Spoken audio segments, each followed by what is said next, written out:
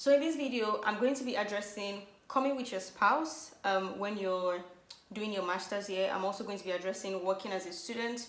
I'm going to also address working after you're done with your studies. I'm also going to address work permits and staying back after school. Then I'm also going to address citizenship and permanent residency. So stay with me, guys. Stay with me.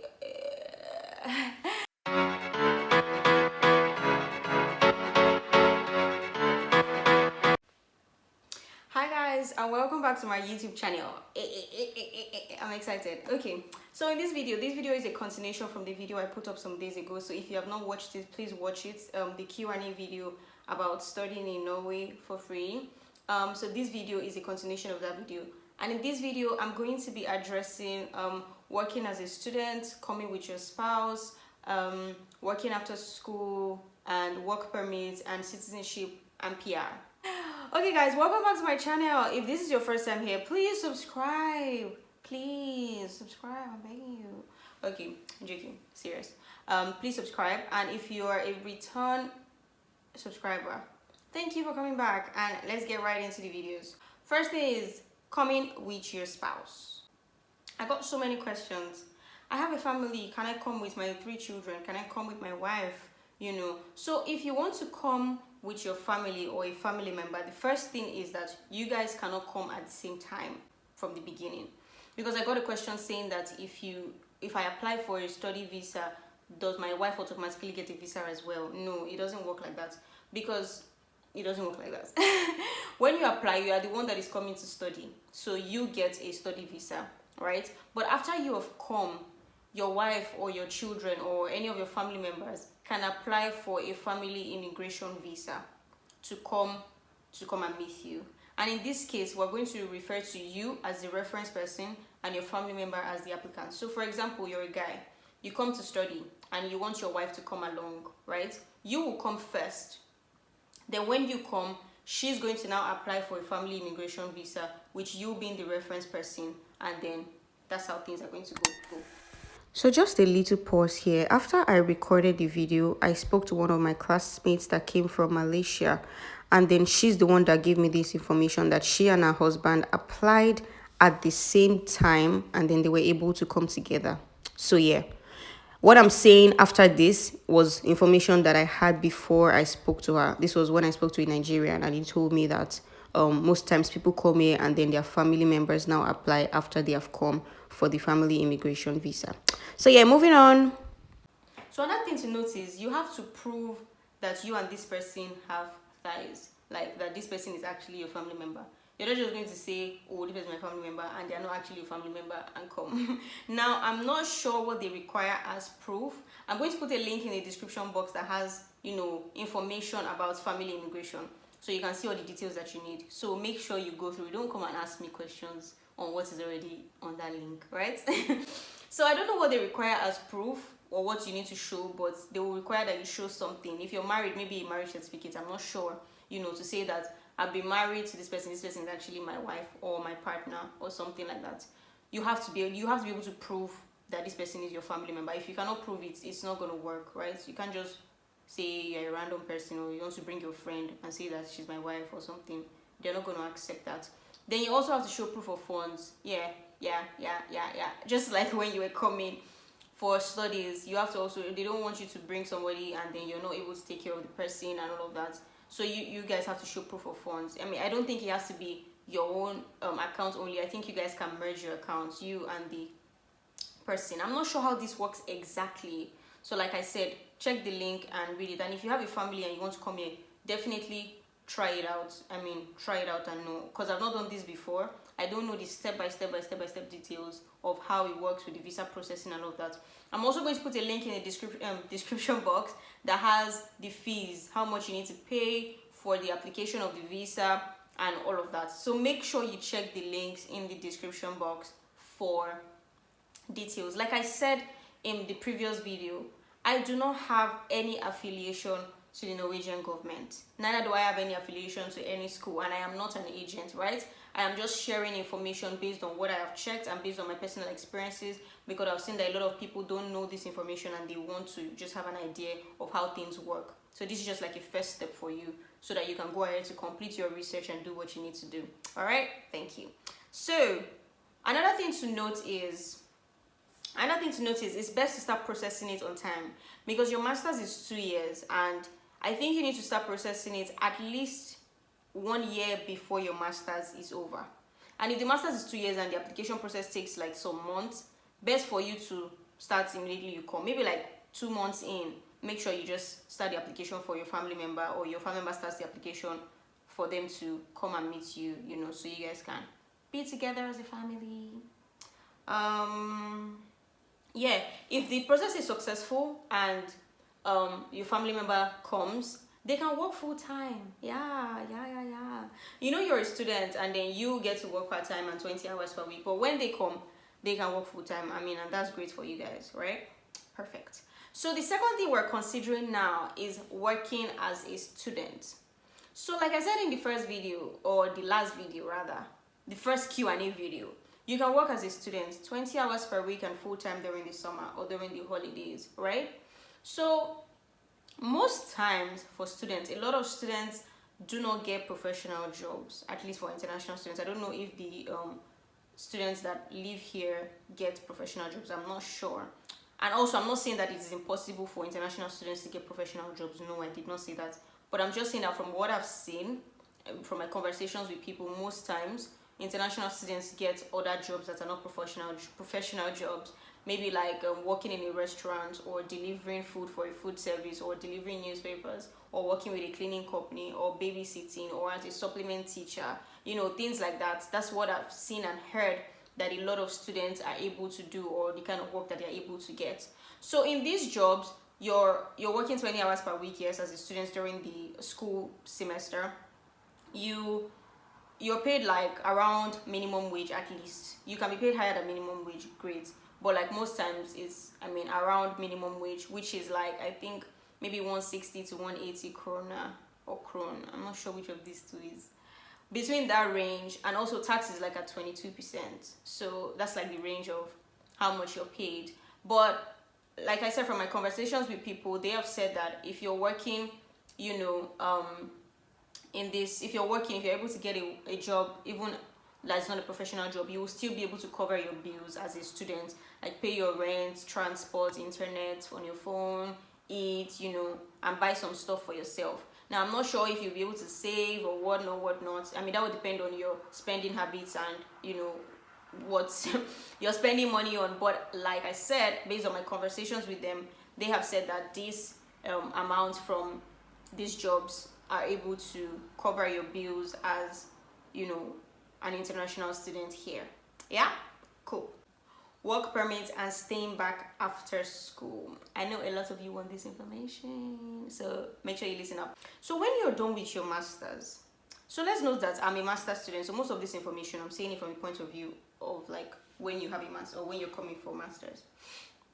Right, so when you're done with your master's and you don't have a professional job yet, and by professional job I mean a job that is not a menial job, or a job that is in line with what you studied. I mean, they always prefer that here. You have a job that is in line with what you studied, right?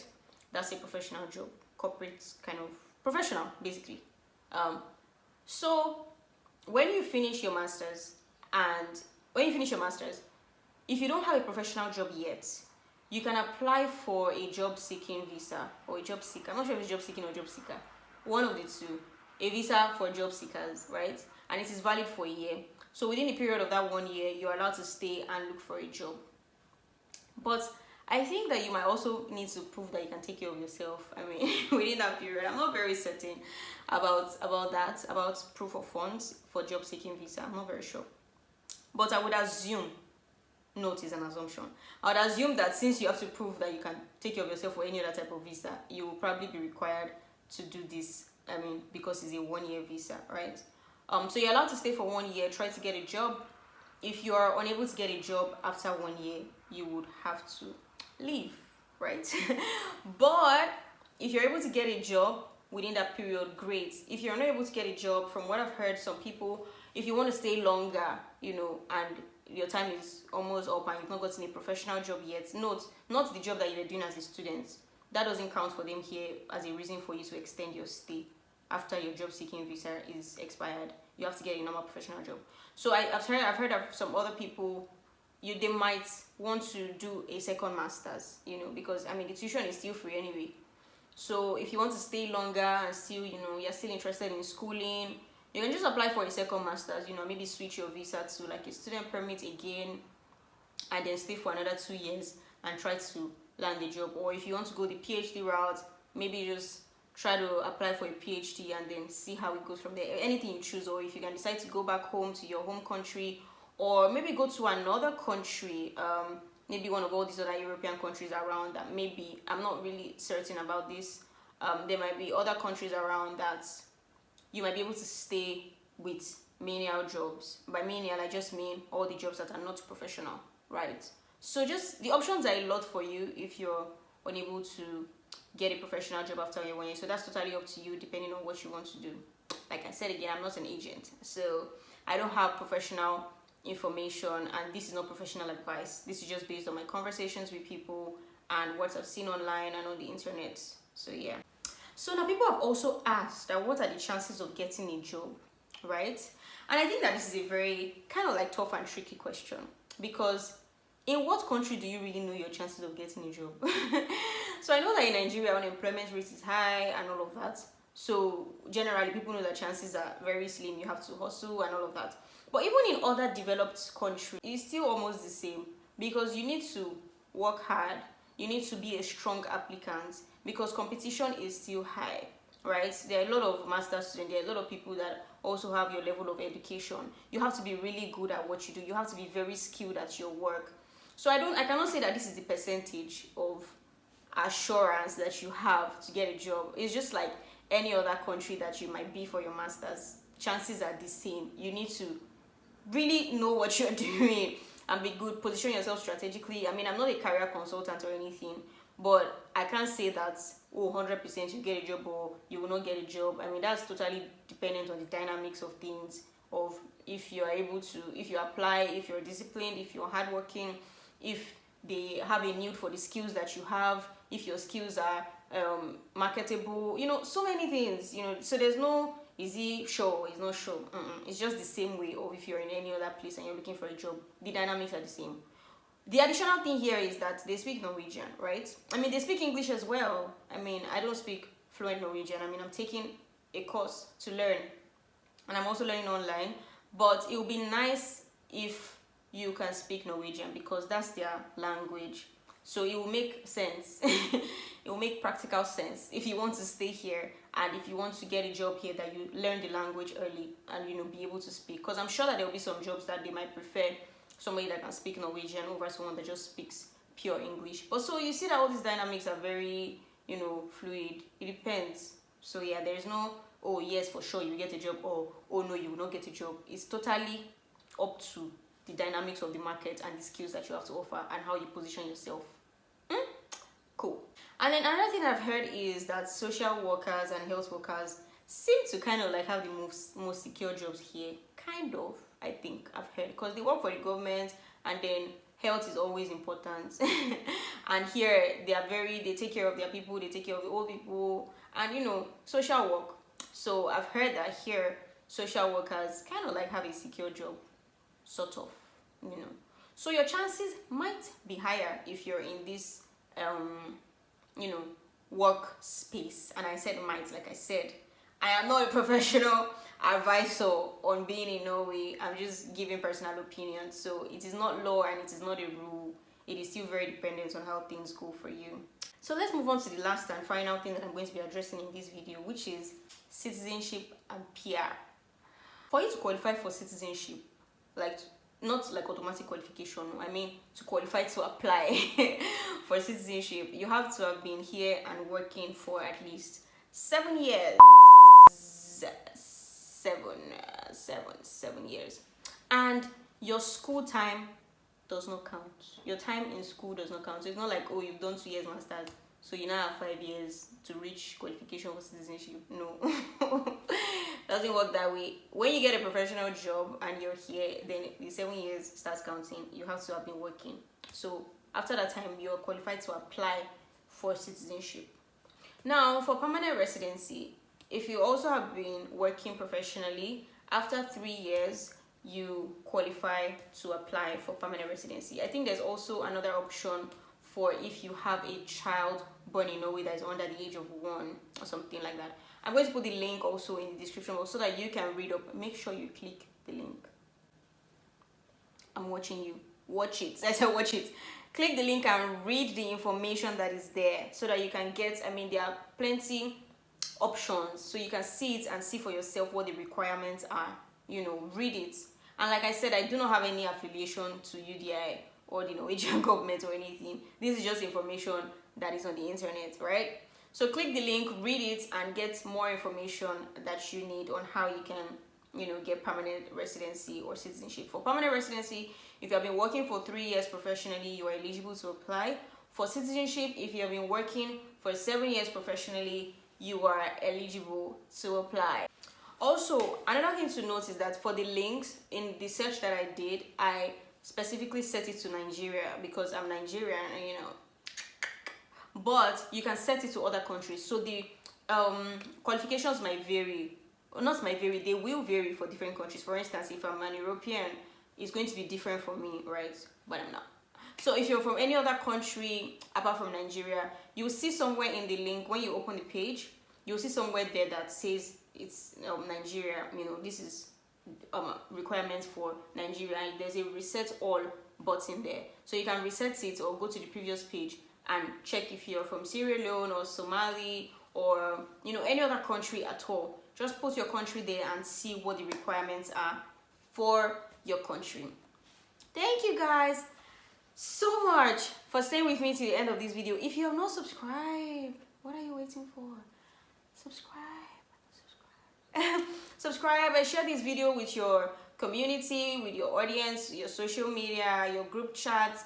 Share and share and share. Thank you so much for watching. See you guys in the next one. Bye. Oh, my leg. Who sent me to sit down like this? Hey, wow. Ow.